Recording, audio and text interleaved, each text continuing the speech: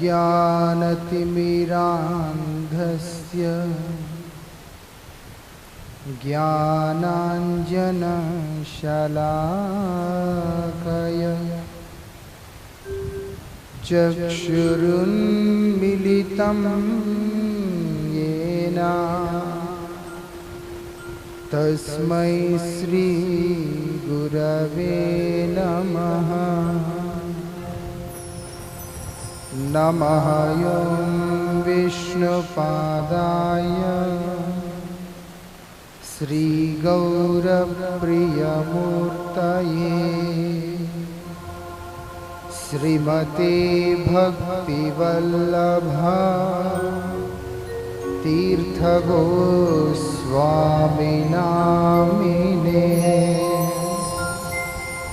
मायावादविखण्डनं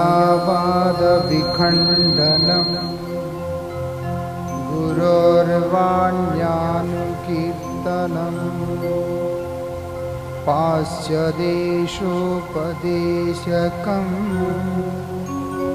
प्रसन्नवदनं सदा कृपया क्षमताम् अपराधिजनम् कलुषायुतसक्तसुदीननरं सुपथे परिचालय सर्वदिनं प्रणमामि च माधव देवपदम्। पतित पावन परम करुणामय परम आराध्यतम श्रील गुरुदेव नित्य लीला प्रविष्टोम विष्णुपाद अष्टोत्तर शतश्री श्रीमद श्रील भक्ति वल्लभ तीर्थ गोस्वामी महाराज के अभय चरण में असंख्य कोटि साष्टांग दंडवत प्रणाम करते हुए उनकी अहेतु की कृपा प्रार्थना करता हूँ।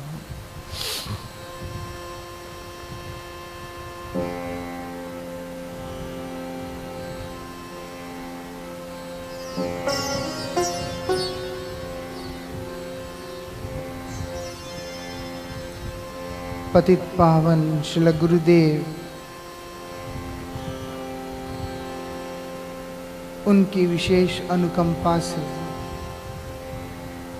ये त्रिदिवसीय महामहोत्सव श्री कृष्ण जन्माष्टमी का उसका आज अंतिम दिवस हम लोग यहाँ पर मना रहे हैं इस साल के लिए। और जहाँ पर अंत का बात आता है वहाँ पर हृदय के अंदर एक पीड़ा वर्तमान हो जाता है, लेकिन यहाँ पर अंत मतलब ही आरंभ होता है। इसीलिए इसको कहते हैं महोत्सव। पहले दिन अधिवास, कल प्रकट तिथि भगवान श्री कृष्ण वृंदावन चंद्र की, और आज नंदोत्सव है, महामहोत्सव है। हमारे लिए उत्सव की बात नहीं है, उत्सव है नंद महाराज का। हम लोग नंदोत्सव में शामिल होने के लिए आए हैं। कृष्ण के प्रादुर्भूत होने पर जो आनंद है वो नंद महाराज के हृदय में है। उस नंदोत्सव का आज का दिन हम लोग यहाँ पर एकत्रित हुए। आज का दिन उससे भी ज़्यादा विशेष है। आज का दिन बहुत ज़्यादा विशेष दिन है, कल से भी ज़्यादा। अब जन्माष्टमी से ज़्यादा विशेष क्या हो सकता है? भगवान प्रकट हुए हैं, लेकिन जब तक ये प्रकट होने वाला व्यक्ति भगवान ही है, ये बोलने के लिए कोई ना रहे, तब तक हम लोगों को कभी नहीं मालूम पड़ता कि यही भगवान है। जब व्यास जी महाराज भगवान के तमाम अवतारों के बारे में श्रीमद् भागवत जी के अंदर वर्णन कर रहे थे, तो उन्होंने वहां पर भगवान को लेकर के अपना एक स्पष्टीकरण सिद्धांत प्रकाशित किया। क्या कहते हैं? एते चांस कला पुंस कृष्णस्तु भगवान स्वयं। ये जितने भी अवतारों के बारे में मैं तुम्हें बतला रहा हूं, गुण अवतार, लीला अवतार, मनवंतर अवतार, शक्त्यावेश अवतार, ये तमाम प्रकार के अवतार भगवान के जितने भी मैंने तुम्हें बतलाया, याद रखना पूर्ण पुरुषोत्तम भगवान वो कौन है? कृष्ण। इसीलिए बोलते कृष्ण अस्तु भगवान स्वयं। नंदनंदन श्री कृष्ण ही भगवान नहीं, स्वयं भगवान है। भगवान तो भगवान के द्वारा प्रकाशित उनके अंश और कला वो सारी ही है, लेकिन स्वयं भगवान जहां पर प्रयुक्त होता है वो केवल कृष्ण के लिए होता है। ये बताया है कौन? व्यास जी महाराज। जब बात प्रमाण का आता है तो शास्त्रों ने अपने मनोकल्पित सिद्धांतों को प्रमाण के रूप में स्वीकार किया नहीं।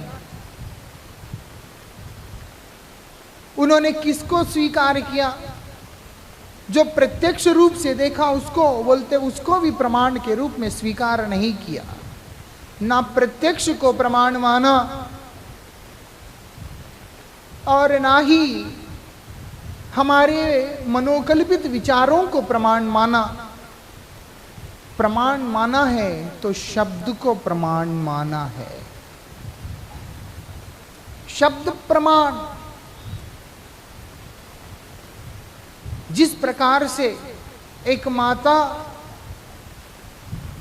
अपने पुत्र को पिता से परिचय कराती है कि पुत्र यही तुम्हारा पिता है,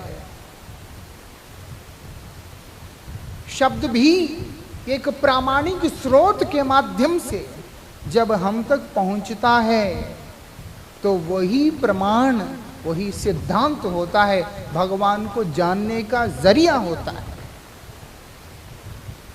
हर कोई सोच ले कि भगवान है, हम समझ जाएंगे, वो होता नहीं है। गीता जी में भगवान ने एक बात बतलाया, तद विधि प्रणिपातेन परिप्रश्नेन सेवया उपदेक्षन्ति ते ज्ञानम ज्ञानिना तत्वदर्शिना। उपदेक्षन्ति ते ज्ञानम, तुमको वो ज्ञान का उपदेश प्रदान करेंगे। कौन? ज्ञानी ना। एक ऐसे ज्ञानी, कौन सा ज्ञानी है? शुष्क ज्ञानी? बोलते हैं नहीं, तत्वदर्शी ना, जो तत्व को समझने वाला। कई ऐसे होते हैं, उनको हमारे आचार्य लोग प्लेटफॉर्म स्पीकर बोलते हैं। उसने किताब पढ़ लिया, दो चार बात इधर से उधर से सुन लिया और अपने दिमाग के अंदर सुनी हुई बातें, समझी हुई बातों का खिचड़ी बनाकर जनता के सामने प्रस्तुत करने लगता है। बोलते उसको नहीं, जिसने ये ज्ञान तीन कार्य करके एक प्रामाणिक परंपरा के माध्यम से अपने हृदय में धारण किया है, वही व्यक्ति उस परम तत्व को समझ सकता है। वो तीन क्या है? प्रणिपातेन परिप्रश्नेन सेवया, शरणागत होना है। भगवान श्री कृष्ण ने भी भगवत गीता के अंदर अर्जुन के माध्यम से हम लोगों को दिखलाया। जब अर्जुन श्री कृष्ण के सामने आके कहते हैं, प्रभु शिष्यास्ते अहम शादिमाम त्वम प्रपन्नम, आपके शरणागत हो रहा हूं मैं। प्रणिपातेन, उसके बाद परिप्रश्नेन, जिज्ञासा का भाव, जानने की इच्छा हृदय के अंदर लेकर आगे बढ़ना होता है। तीसरा है सेवया। ये तीनों करने के बाद वो ज्ञान हमारे हृदय के अंदर, हमारे जीवन में अवतरण होगा। नहीं जी, हम तो करते ही हैं, हर जगह सेवा भी करते हैं, कभी पूछ भी लेते हैं और शरणागत भी हो जाते हैं, गुरु भी धारण कर लिया है। गीता में एक बात बोला, ज्ञानिना तत्वदर्शिना, जो यथार्थ रूप से भगवद अनुभूति जिसने प्राप्त किया है, जिसने भगवत साक्षात्कार, उनका सेवा, उनका संग, उनका कृपा को लाभ किया है, ऐसे तत्व ज्ञानी के पास जाएंगे तो समझ में आएगा कि भगवान कौन है, भगवान क्या है। नहीं तो नहीं आता है। आज वही विशेष दिन है जो संपूर्ण विश्व को भगवान के श्री नाम से परिचय कराने वाले परम भागवत संत शिरोमणि जगत गुरु नित्य लीला प्रविष्ट श्री श्रीमद भक्ति वेदांत स्वामी श्रील प्रभुपाद जी का आविर्भाव तिथि है। इतने लंबे नाम से आप लोगों को इतना पता नहीं चलेगा। उनको इस्कॉन जो नाम से जो मंदिर है उसमें प्रभुपाद के नाम से जानते हैं, श्रील प्रभुपाद कहते हैं सब उनको। जो इस्कॉन है, इस्कॉन के जो मूल संस्थापक आचार्य है, श्री चैतन्य महाप्रभु ने कहा था, श्री चैतन्य महाप्रभु ने भविष्यवाणी किया था, पृथ्वी ते आचे अतो नगरादि ग्राम सर्वत्र प्रचार होई वे मोर नाम। भगवान का श्री नाम इस संपूर्ण विश्व के गली गली के अंदर गुंजायमान होगा एक समय में।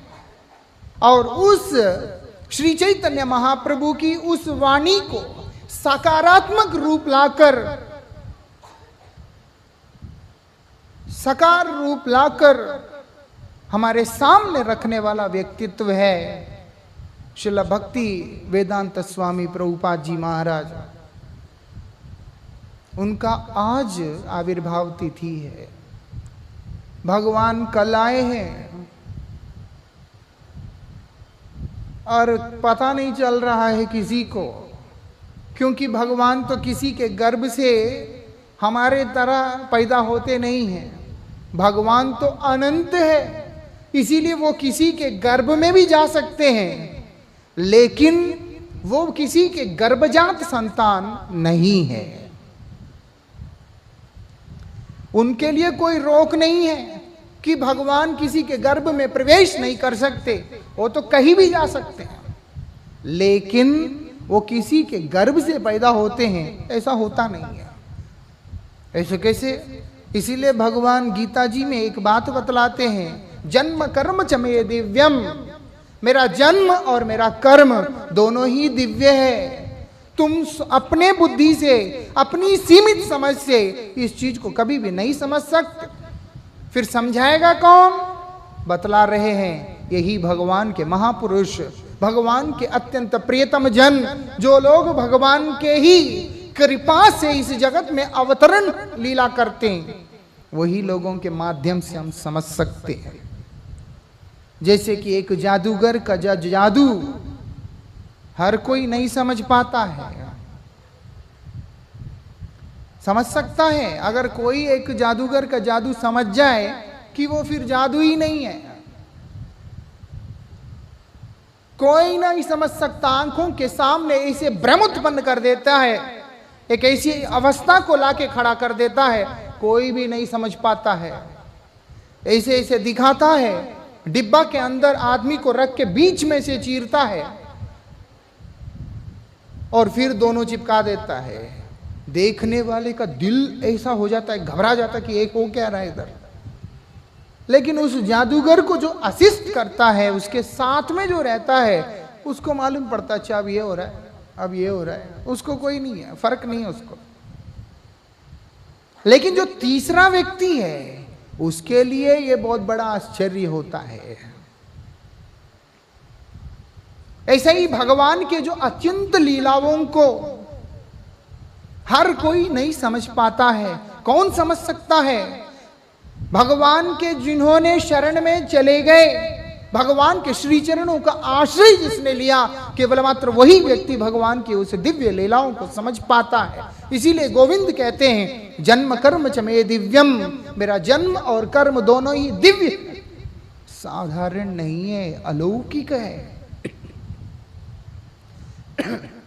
और एक बात याद रखना, जिसने भी इन लीलाओं को समझ लिया, त्यक्त्वा देहम पुनर्जन्मम नाति मामैति सो अर्जुन, वो व्यक्ति इस देह को परित्याग करने के बाद पुनः इस जन्म मृत्यु के चक्कर में नहीं पड़ता है। श्री कृष्ण वो परतम तत्व है, जन्म से परे, मृत्यु से परे, स्वयं मृत्यु जिनके अधीन है। श्रीमद् भागवत जी के अंदर भगवान स्वयं उद्घोषित करते हैं कि मेरे भय से भयभीत होकर पवन देव अपने कार्य को करते हैं, मेरे भय से भयभीत होकर इंद्र समय समय पर इस जगत के ऊपर बारिश करते हैं, मेरे ही डर से भय से भयभीत होकर अग्नि ज्वलन कार्य को करता है। मृत्युश्चरति मद भयात, अंत में कहते हैं कि मृत्यु भी किसी भी जीव को ग्रास करने के लिए जाता है, उसकी देहासक्ति के ऊपर आक्रमण करता है, तो कहते हैं वो भी मेरा ही डर से करता है। वो भगवान जो कि इन सब चीजों से परे अवस्था में है, वो सब इन सब चीजों की परे अवस्था में स्थित भगवान, उनकी लीलाएं दिव्य होते हैं। और वो भगवान यद्यपि अजन्मा है फिर भी जन्म लीला को ग्रहण करते हैं। कैसे? देवकी मैया के गर्भ में प्रवेश करके भगवान की हर क्रिया बहुत ही विशेष होता है। जब मातृगर्भ भगवान के पास गया और रोने लगा कि प्रभु इस तरह से मेरा प्रकट होना हुआ है कि हर कोई मेरा निंदा ही करता है, कोई मेरा प्रशंसा नहीं करता, और जितने भी ऋषि मुनि वो तो यहां तक कहते हैं कि इससे बड़ा दुख, इससे बड़ा नरक और कुछ भी नहीं है। बोलते कहीं पे भी जाना, मात्र गर्भ में पुनः प्रवेश नहीं करना।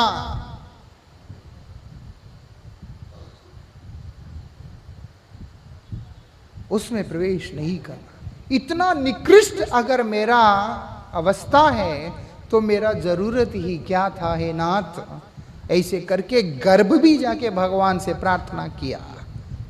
भगवान की ये विशेषता है, अचिंत्य गुण लीलाधारी वो गोविंद ने गर्भ को आशीर्वाद देते हुए कहा, चिंता नहीं करना, तुम्हारा स्तुति होगा, तुम्हारा जय जयकार होगा। चला गया। कब हुआ?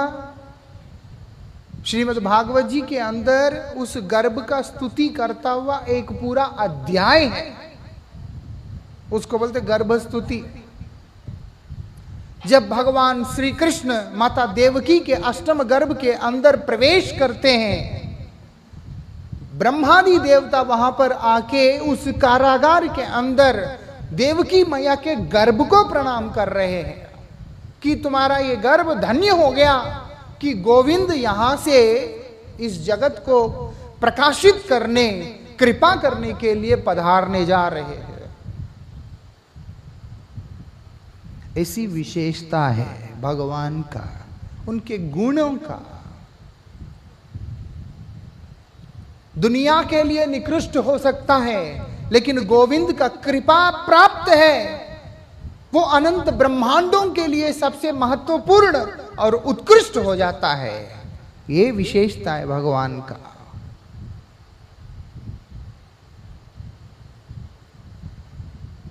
कुछ भी करते हैं और वो सब कुछ केवल मात्र अपने भक्तजन, अपने प्रेमी जन, उनके आनंद को आगे बढ़ाने के लिए करते हैं। अपने ऊपर दोष लेकर के करते हैं, अपने अधिकार जमा करके करते हैं, अपने वैभव प्रकाशित करते हुए करते हैं, हर तरह की क्रिया को करते हैं, लेकिन मूल उद्देश्य एक ही रहता है कि मैं अपने भक्त, अपने प्रीतम, उन लोगों का आनंद बढ़ाऊं। वही कृष्ण जब प्रकट होकर गोकुल के अंदर पधारे, गोकुल में आए, बड़ी अद्भुत बात है कि उसी समय यशोदा मैया का प्रसव हो चुका था। जिसका हुआ है उनको यह भी नहीं मालूम है कि उनको बच्चा भी हो गया। ऐसे कैसे हो सकता है? कोई प्रसव पीड़ा नहीं, कुछ भी नहीं, लेकिन संतान प्रकट हो गया। ये विशेषता है, ये विशेषता।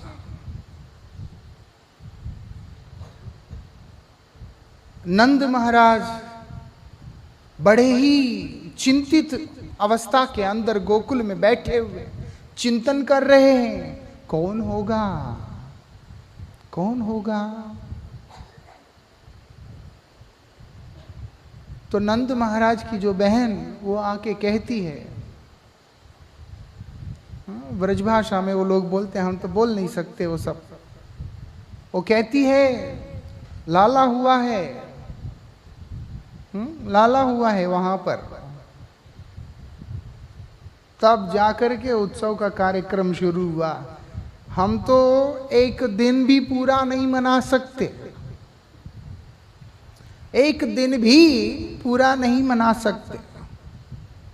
उसमें भी ऑफिस होता है, भूख लगता है, कुछ होता है, कई चीजें, लेकिन वहां पर बड़े ही लंबी समय तक चला ये महोत्सव का सिलसिला। दूर दूर से लोग आ रहे हैं। क्यों आ रहे हैं? क्योंकि श्री कृष्ण आए हैं। कृष्ण का मतलब क्या है? कृष्ण का मतलब है आकर्षण। कृष्ण का मतलब है उस आकर्षण का अनंतता। वो आकर्षण भी तात्कालिक नहीं, वो आकर्षण क्षणिक नहीं, वो आकर्षण शाश्वत है, क्योंकि वो कृष्ण। कृष्ण का आना, उनका प्रकट होना मतलब क्या है? और किसी चीज के तरफ व्यक्ति का ध्यान नहीं जाना और केवल मात्र आनंद की अनुभूति उसके अंदर होना। पूतना आई थी गोकुल में 6 दिन के अंदर। इस आदेश के साथ में कंस ने भेजा बकासुर की जो बहन है पूतना, कि गोकुल के अंदर बहुत हल्ला चल रहा है, वहां जितने भी बच्चे पैदा हुए हैं उन सबको मार डालो, क्योंकि किसका बच्चा क्या है कुछ पता नहीं। कृष्ण का ऐसा आकर्षण, वो घूम करके सीधा कृष्ण के पास ही आई है, इधर उधर नहीं गई। ऐसा नहीं है कि उन्होंने 2-4 लोगों को पहले मार डाला, सीधा कृष्ण के पास ही आती है। कृष्ण बोलते हैं आ जाओ, मैग्नेट की तरह खींचते हैं इसे, चल। कृष्ण का प्रकट होना मतलब कृष्ण के साथ प्रति आकर्षण होना। कब तक के लिए? 1 दिन के लिए, 2 घंटा, 4 घंटे के लिए? बोलते ना, हमेशा के लिए। उसके बाद क्या होता है? आनंद मिलता है। जैसे हमने कल सुना, अपने प्रेमी भक्तों के प्रेम के वशीभूत होकर भगवान उस प्रेम का रस को पान करने और अपने प्रेम का रस को उन्हें पान कराने के लिए अवतीर्ण होते हैं। वही काम कृष्ण का है, आकर्षित करते हैं और आनंद प्रदान करते हैं।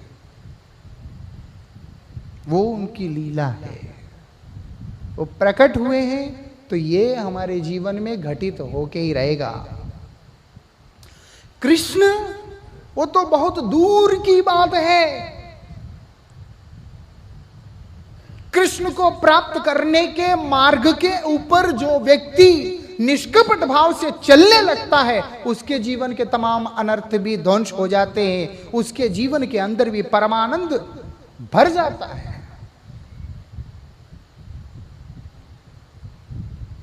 कृष्ण तो छोटे से चल के ऐसे गए, मटकियां फोड़ दिया, ये हो गया।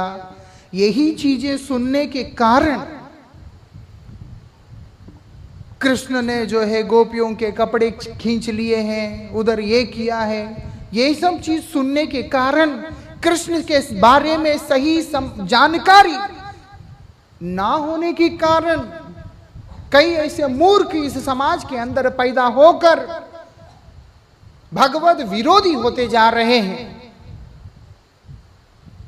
इसलिए ये जानना जरूरी है,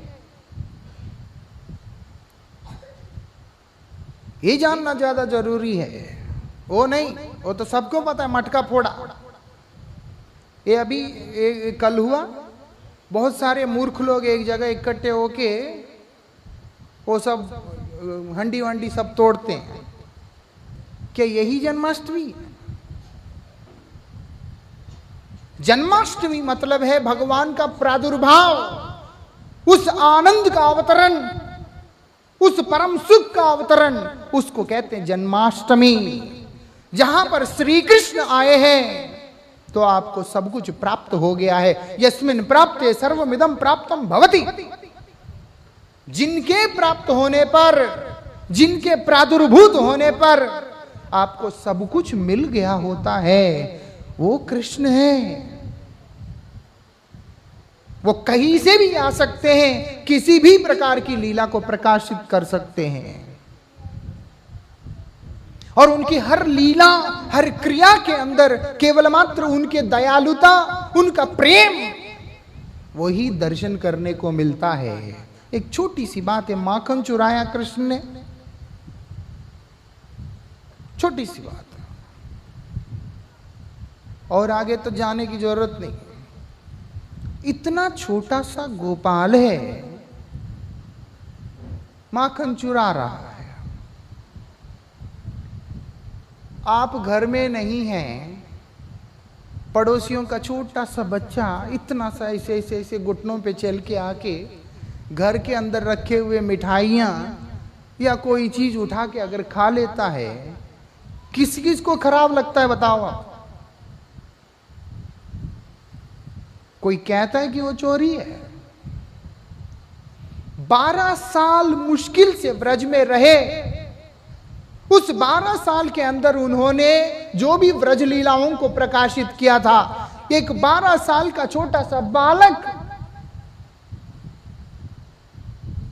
उसके अंदर किस तरह की उत्तेजना, किस तरह का विकार क्या हो सकता है। लेकिन हमारी बुद्धि इतनी ज्यादा दूषित हो गई है कि हमको कृष्ण की लीलाओं के अंदर दोष ही दिखाई देता है। उसका कारण यही है कि हमने ठीक से कृष्ण को समझा ही नहीं कि कृष्ण है क्या। गीता जी के अंदर भगवान बोलते, अवजानन्ति माम मूढ़ा मानुषीम तनुमाश्रित। मैं कौन हूं? यद्यपि मम भूत महेश्वरम, मैं महेश्वर हूं, परब्रह्म हूं, भगवान हूं, फिर भी मूढ़ व्यक्ति, देहासक्त व्यक्ति, देहगत व्यक्ति कभी भी मुझे समझ ही नहीं सकता है। वही उसका दुर्भाग्य है। जब मैं भौम लीला को प्रकाशित करता हूं तो नहीं समझ पाता है।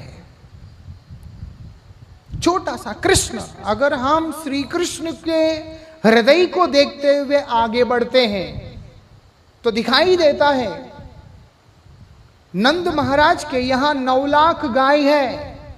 जिसके यहां पर 9 लाख गाय है, गोवंश है, उनको नंद कहते हैं।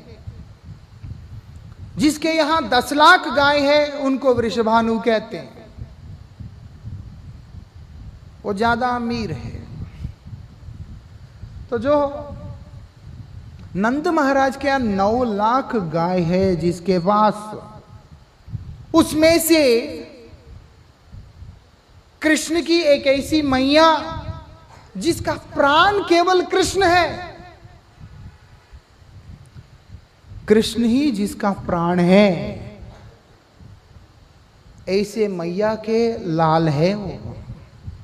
9 लाख गाय में से सबसे उत्कृष्ट उत्तम श्रेणी के गोवंश के दूध को निकालकर उसके दूध के द्वारा दही माखन सब बनाकर कृष्ण के लिए तैयार करके रखती है यशोदा मैया, ताकि मेरा लाला इसको खाए, उसका शरीर स्वस्थ हो, सुंदर हो, तगड़ा हो।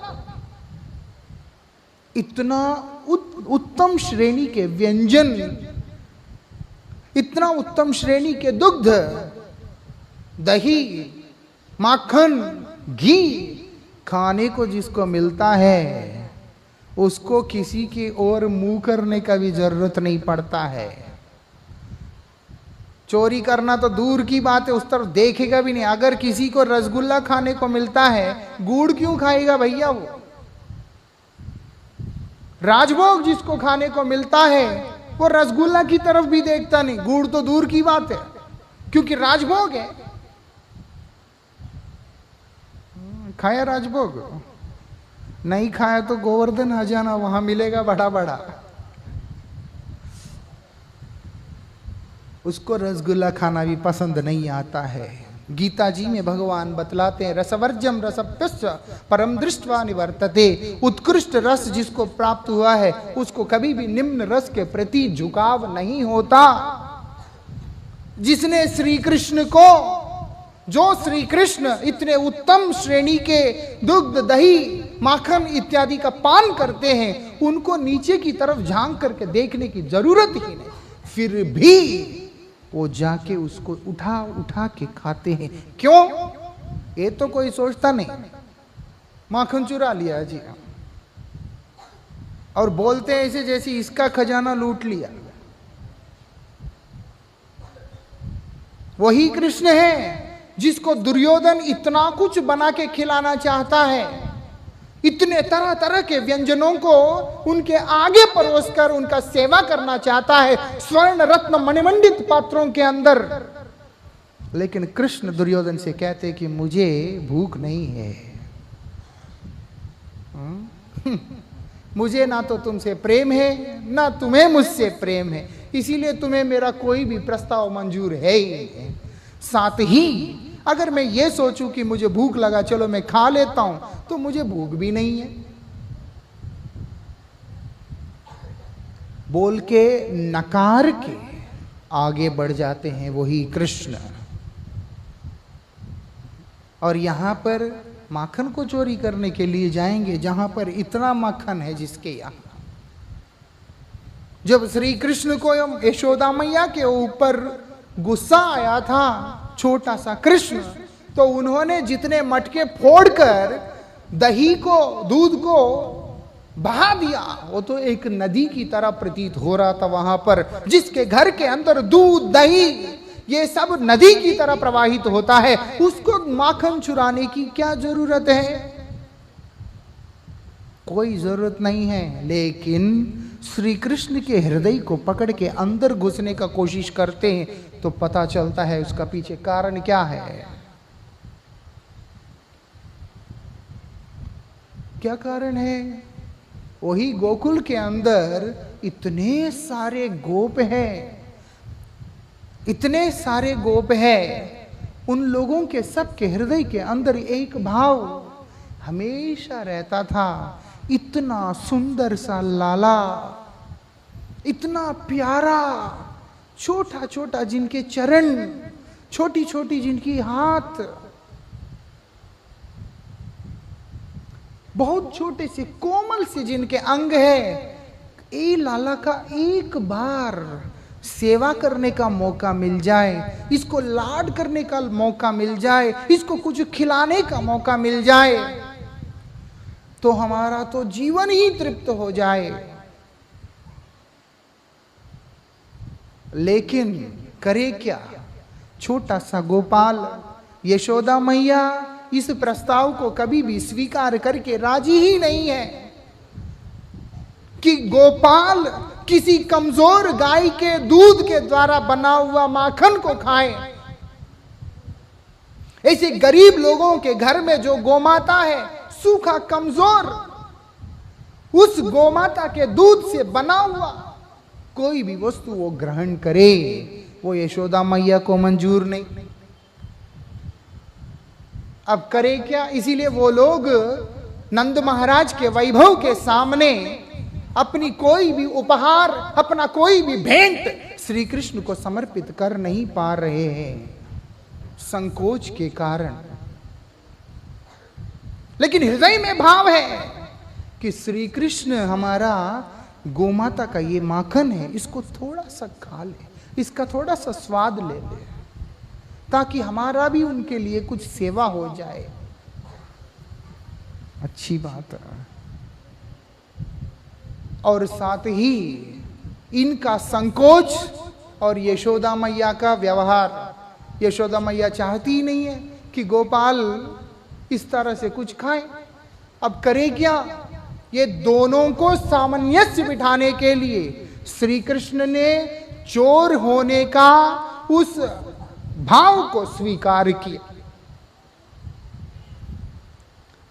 ये लोग खिलाना चाहते हैं लेकिन खिला नहीं पा रहे हैं संकोच के कारण।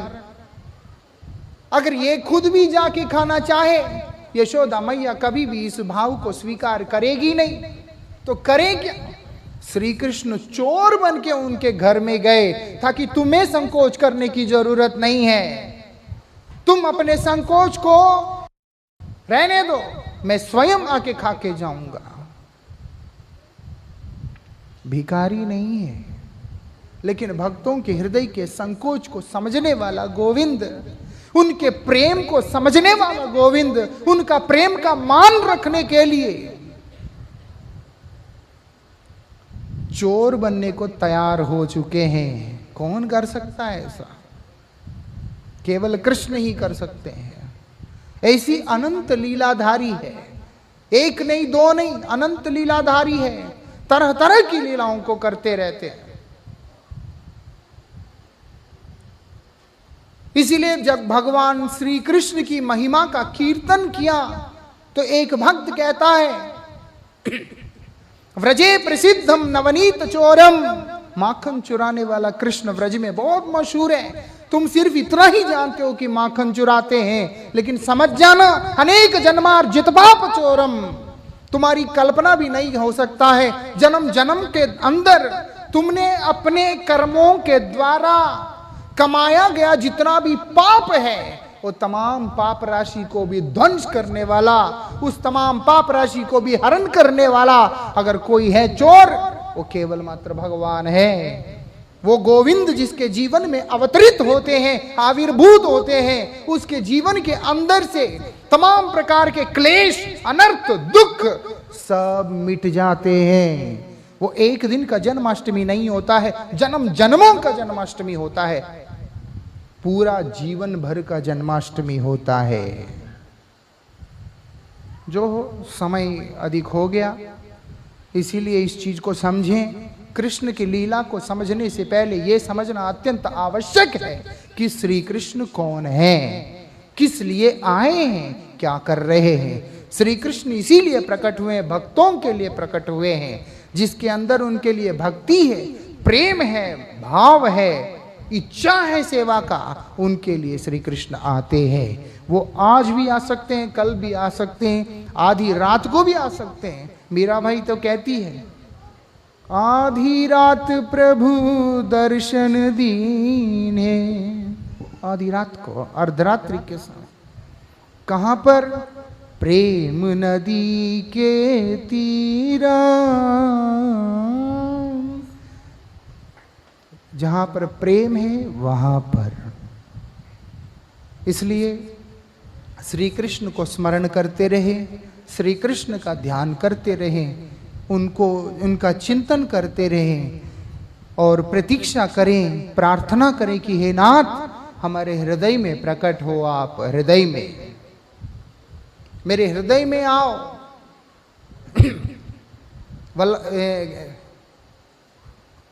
एक भक्त कहता है कि आपको मैं अपने हृदय में बंदी बना करके रखूंगा। कितना प्रेम है आप देख लो।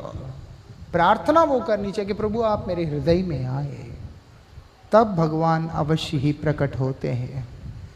और साथ ही ये जो बच्चे अभी यहाँ पर गीता जी के श्लोक उच्चारण किया, सबसे अद्भुत बात यह है जितनी शुद्ध और स्पष्ट उच्चारण इतने छोटे बच्चों का है वो वास्तविकता में सराहनीय है। बड़े बड़े उम्र के लोग भी हो गए हैं, लेकिन पहला श्लोक क्या है ये भी नहीं पता है लोगों को। जब हमारे अपने अंदर गीता जी के संस्कार नहीं है तो हम लोगों के जीवन में मार्गदर्शन कहाँ से होगा। ये चीज समझने वाला है, भगवत गीता मूर्खों के लिए नहीं है, गीता जी मूर्खों के लिए नहीं है कि भगवान ने मूर्खों के लिए, अर्जुन अज्ञानी था, मूर्ख था तो भगवान ने उसको ज्ञान दिया ना। व्यास जी महाराज इस बात को स्पष्ट करते हैं और संजय भी इस बात को स्पष्ट करता है कि अर्जुन कभी भी अज्ञानी था ही नहीं, अर्जुन पूर्ण ज्ञानी है। एक पूर्ण ज्ञानी का भगवान के साथ में वार्तालाप किसके लिए? इस जगत के जीवों के ऊपर कृपा करने के लिए। शंकराचार्य जी महाराज भी जब भगवत गीता की व्याख्या को करते हैं, उसकी महिमा को बतलाते हैं, तो वो इसी बात को बोलते हैं,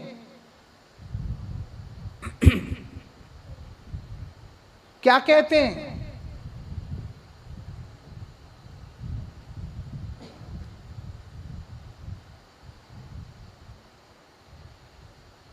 वो बतलाते हैं, पार्थो वत्स सुधीर भोक्ता दुग्धम गीतामृतम महत। इसका मतलब क्या है? तमाम शास्त्रों में का सार के रूप में भगवत गीता जी को निकाला।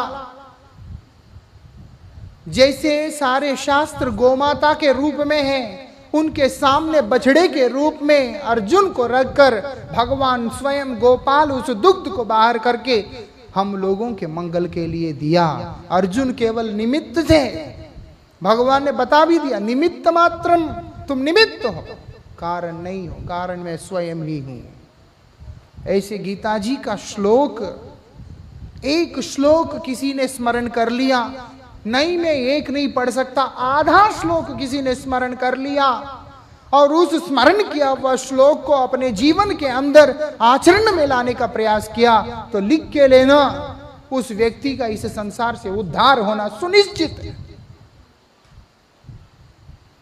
उसका उद्धार हो जाएगा। और छोटे छोटे बच्चे गीता जी का यहाँ पर श्लोक बहुत अच्छा उच्चारण कर रहे थे, उनको देखकर हमें सीखना चाहिए कि हम भी कुछ अपने जीवन के अंदर करें। और साथ में चैतन्य शिक्षाष्टक के श्लोक, श्री चैतन्य महाप्रभु ने सिर्फ और सिर्फ 8 श्लोकों का उपदेश दिया था। उन 8 श्लोक